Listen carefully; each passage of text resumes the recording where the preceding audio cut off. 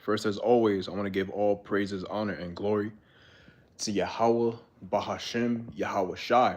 I want to say Shalom to the elect of the nation of Israel, who we endure all things for. Shalom to all the Akim, Wa Akwafim, who believe in Yahweh, Bahashem, Yahweh Shai, unto the bitter end. I say yet again, Shalom. So I just finished keeping the Pasak. I say the water Yahweh, Bahashem, Yahweh Shai. I kept the second Pasak. I know that other Israelites are keeping the first Pasak according to their calendar. Now, of course, I'm keeping the lunar calendar, but of course, I'm keeping it the correct way, which is the new moon. Then you count 6 days later, then that's the 7th day, and then 7 days more, you keep the Shabbat, and it continues on and on and on. Y'all already get the point. But instead of keeping it the first month, I kept it the second month. And I have to say yet again, the water Yahweh Ba'Shem Yahweh Shai, because, things happen. But luckily, I was able to keep it. And I just have a couple of thoughts in my mind about this Pasak and just everything in general, considering where we are in the land of our captivity, having to endure all the bullshit of this current life. Of course, we did it upon ourselves as the nation of Israel, not keeping the laws, statutes, and commandments of our God, Yahweh, and his only begotten son, Yahweh Shai. We had to learn the hard way, because that's the only way the nation of Israel is going to learn anything, the hard way. And I was just thinking about and meditating how, in Exodus 12, how it talks about you're supposed to take a lamb without blemish, a 1-year-old lamb or sheep, and you're supposed to take it and have it readily prepared for the 14th month. And of course, we're in the land of our captivity, so most of us, we can't get that. We can't get a pure, clean lamb. But of course, we do our best to our ability to get a lamb that we can afford or whatever, and use that lamb. We cook it, we roast it, and then we have the bitter herbs that goes right along with it. I had horseradish, and of course you can have ginger or any other bitter herb to your liking, as long as you, of course, eat it with haste, you eat it fast. And I was just thinking, man, the real true ritual that we're supposed to keep is not being kept. It's not actually being kept to the fullest ability. Now, of course, we understand that in the land of our captivity, we can't keep it 100%. But soon enough, we are going to keep it 100%. No matter how people feel about it, we're going to keep it 100% in the kingdom of heaven. And nobody's going to take that away from us. We're going to be in the land, in the nation, in the land that was promised to us of milk and honey from Abraham. And Shalom, Tahamam Lab, Yahweh Ba'Shem Yahweh Shai Brakatah, brother. Shalom, man. We're going to be in that land of milk and honey soon, very soon, because the prophecies are speaking. The prophecies are playing upon tables. They're easily understood. Things are coming to pass sooner rather than later. And all we have to do is to keep the faith and not doubt in our God, because our God is the only one that's going to save us. He's our strength. He's our guide. He's our salvation. I know it says that in the book of Psalms, or I believe, yeah, book of Psalms or Proverbs, one of those. But I believe it's in the book of Psalms that our Lord is our salvation. And nobody's responsible for our salvation besides the Lord. And of course, Yahweh Shai, he's gonna use to bring back. And all in all we have in this life is our God. We have nothing else in this life besides, whatchamacallit? Yeah, just our God. Everything else is just null and void. We're not promised anything here. This is not our rest. This is not our place of refuge. This is the land of our enslavement, of our ancestors. And to this day, we're still here. But the prophecies are speaking, and things are becoming more clear and clearer by the day that we are almost to our land. Prophecies are slowly but surely unfolding, and as long as we maintain our faith in our God, we will get out of our captivity. We will finally be in the kingdom to actually be able to keep the law, statutes, and commandments to the fullest extent, and nobody's ever going to stop us. It's going to be impossible, because we're going to have our rulership. And Salakia for not having the precepts, but just going off the spirit. But my whole point of this video is just saying we're going to have everything in the kingdom. We have nothing here, but soon enough, we're going to have everything. And nobody's going to take that away from us. Only Yahweh Bashim Yahushua is going to be able to take away anything and everything from us if that's what they want to do. Again, we're here to serve whatever we're supposed to do, which is what? Our disobedience. But we understand a few people within our nation, Salakia, are going to keep the law, statutes, and commandments until the bitter end of this captivity. And we can't wait longer enough, man. You know what? Since I'm here, Salakia, let me just get it real quick. Baba Kashaw, give me one moment.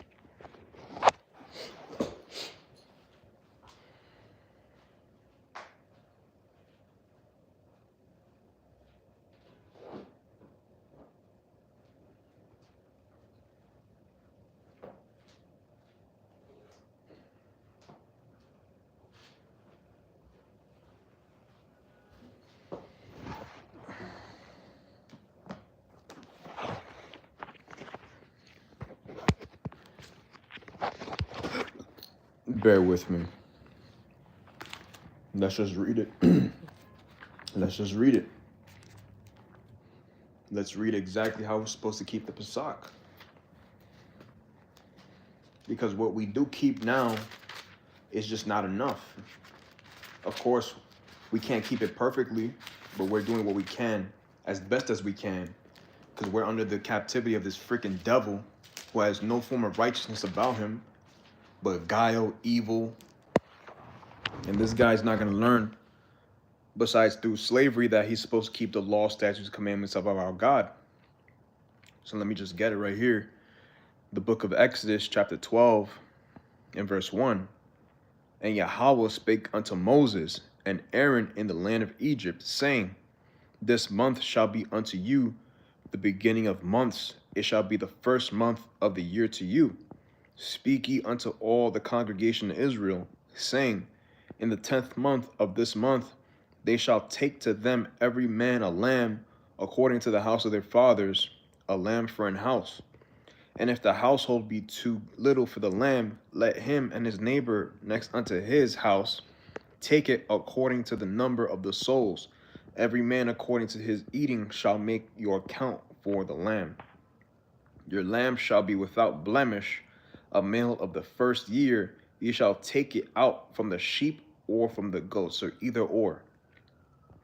And ye shall keep it until the 14th day of the same month, and the whole assembly of the congregation of Israel shall kill it in the evening. So everything had a specific order to it.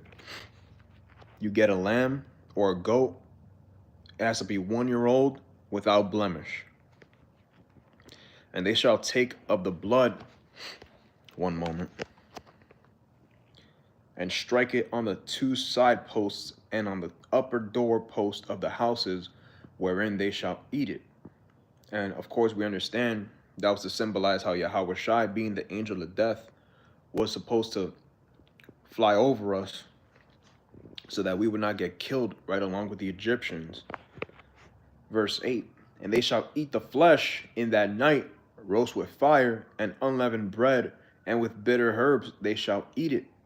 And that's talking about, of course, ginger, horseradish, and then the unleavened bread, self-explanatory, things that don't fume up, so to speak. Eat not of it raw, nor sodden at all with water, but roast with fire his head with his legs, and with the puritans thereof. And ye shall let nothing of it remain until the morning, and that which remaineth of it until the morning ye shall burn with fire. And thus shall ye eat it, with your loins girded, your shoes on your feet, and your staff in your hand, and ye shall eat it in haste. It is Yahweh's Passover. For I will pass through the land of Egypt this night, and will smite all the firstborn in the land of Egypt, both man and beast, and against all the gods of Egypt I will execute judgment. I am Yahweh. Yahweh Bashim Yahushai was not playing that time, and that's why we had to eat it with haste. Now, like certain Israelites, Sakari, y'all eating it out of fun, having fun at the Passover. It says in Exodus chapter 10 and verse 11, you're supposed to eat it with haste. Again, let's read it. And thus shall ye eat it with your loins girded, your shoes on your feet, and your staff in your hand, and ye shall eat it in haste. It doesn't mean you go when you feel like it, how you feel like it. You're supposed to eat it very fast. Now, of course, at your own pace, but eat it fast, because this is supposed to symbolize our people, and we had to get out. That was the whole point. We had to get out of Egypt and be fast, because the Lord was going to render judgment, which he did. It is Yahweh's Passover. For I will pass through the land of Egypt this night, and will smite all the firstborn in the land of Egypt, both man and beast. And against all the gods of Egypt I will execute judgment. I am Yahweh. And the blood shall be to you for a token upon the houses where ye are.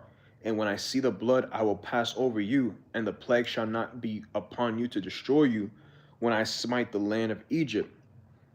And this day shall be unto you for a memorial, and ye shall keep it a feast to Yahweh throughout your generations. Ye shall keep it a feast by an ordinance forever.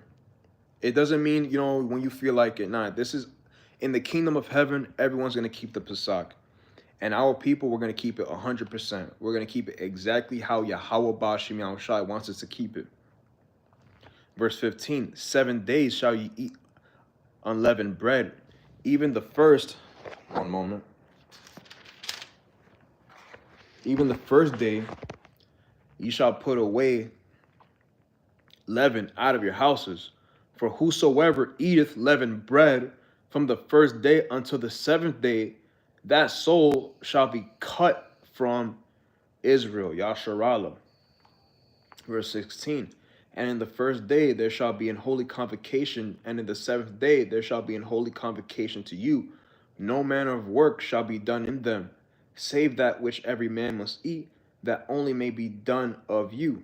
And ye shall observe the feast of unleavened bread, for in this self same day have I brought your armies out of the land of Egypt.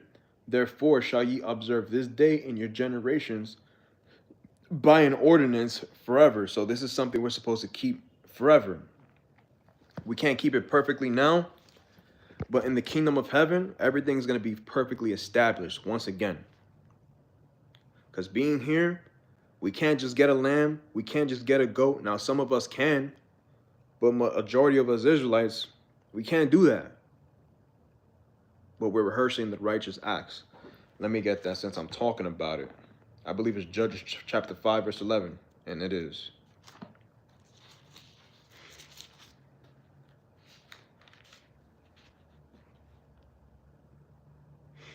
They that are delivered from the noise of archers, in the places of drawing water, there shall they rehearse the righteous acts of Yahweh,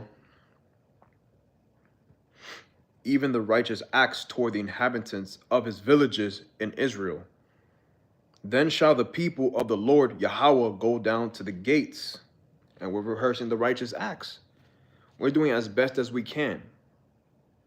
But in the kingdom, we're going to keep it perfectly, and nobody is ever going to stop us from keeping the Pesach to the fullest extent. All the elect of the nation of Israel and all of our people outside of the elect, they're going to be perfect, and they're going to keep everything perfectly. And we can't wait for that day, man, because it can't come fast enough. And that's why we should be hastening the day. That's another thing. There's a lot of Israelites who are not hastening the day. Why are you not hastening the day? You should be doing that. You should be wanting to get out of this captivity. And we're so close to it. But there's certain Israelites that want to stay here because they love this world. They're loving this world, even though we know that this world has nothing to offer our people besides mourning, death, calamities, and curses. Because we're still under the curses. Don't you want the curses to come upon our enemies? Let me get Deuteronomy chapter 30 on that. Aren't you tired of being under the curses? We've been here for far too long. Aren't you tired of working? Aren't you tired of having to talk to a heathen and have a goddamn wash pot or Amalekite telling you what to do? Because I'm tired of them. I'm tired of their shit. Deuteronomy chapter 30.